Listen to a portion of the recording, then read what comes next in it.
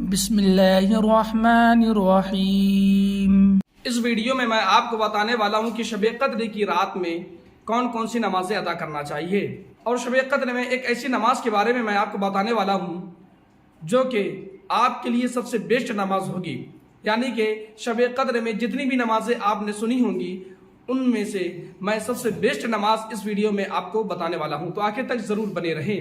حضرت انس بن مالک رضی اللہ تعالی عنہ نے فرمایا کہ جب رمضان کا مہینہ شروع ہوا تو نبی کریم صلی اللہ تعالی علیہ وسلم نے ارشاد فرمایا کہ یہ مہینہ تم میں آیا ہے اور اس میں ایک رات ایسی ہے جو 1000 مہینوں کی عبادت سے افضل ہے، تو جو شخص اس کی برکتوں سے محروم رہا وہ تمام بھلائیوں سے محروم رہا۔ مکاشفات القلوب صفحہ نمبر 647۔ نبی کریم صلی اللہ تعالی علیہ وسلم کی تمنا پر اللہ تبارک و تعالی نے آپ کی امت کو شب قدر عطا کی جو کہ 1000 مہینوں کی عبادتوں سے افضل ہے۔ شب قدر میں اتنی دیر کے لیے عبادت میں کھڑا رہا کہ جتنی دیر میں چرواہا اپنی بکری کے دودھ دہہ لے، تو اللہ تبارک و تعالی کے نزدیک 1 سال نفلی روزہ رکھنے سے بہتر ہے۔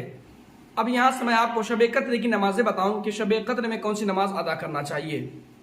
4 رکعت نماز آپ کو 2 کر کے پڑھنا ہے، اور پڑھنے کا طریقہ یہ ہے کہ آپ پہلے سورہ فاتحہ کے بعد ایک بار سورہ تکاثر یعنی الحاقم التکاثر پڑھنا ہے، اور اس کے بعد 3 بار سورہ اخلاص پڑھنا ہے۔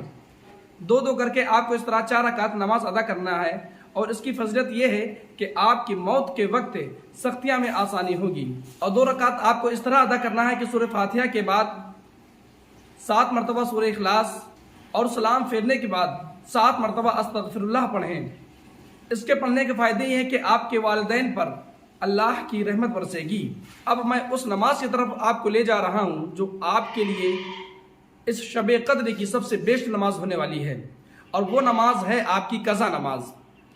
اکثر دیکھا جاتا ہے لوگوں کو کہ ان کے نماز قضا ہونے کے باوجود جب وہ شب قدر جاگتے ہیں تو اس میں وہ نفل نماز کی عبادت کیا کرتے ہیں، یعنی نفل نماز پڑھا کرتے ہیں۔ تو ان کے لیے سب سے بیسٹ طریقہ یہ ہے کہ ان نفل کو چھوڑ کر آپ قضا نماز ادا کریں۔ اگر آپ نفل نماز پڑھیں گے اور آپ کی قضا نماز باقی ہے تو کتابوں میں آیا کہ آپ کی نماز نفل قبول بھی نہیں ہوگی جب تک کہ آپ کی قضا نماز ادا نہ ہو جائے۔ اور جب آپ شب قدر کی رات میں آپ قضا نماز ادا کریں گے تو انشاءاللہ اللہ تبارک و تعالی آپ کو ان نفلوں کا ثواب بھی دے گا، اور آپ کے سر سے جو قضا کا گناہ ہے وہ بھی آپ کے سر سے اتر جائے گا۔ تو آپ سے گزارش ہے کہ شب قدر میں قضا نماز زیادہ سے زیادہ پڑھیں۔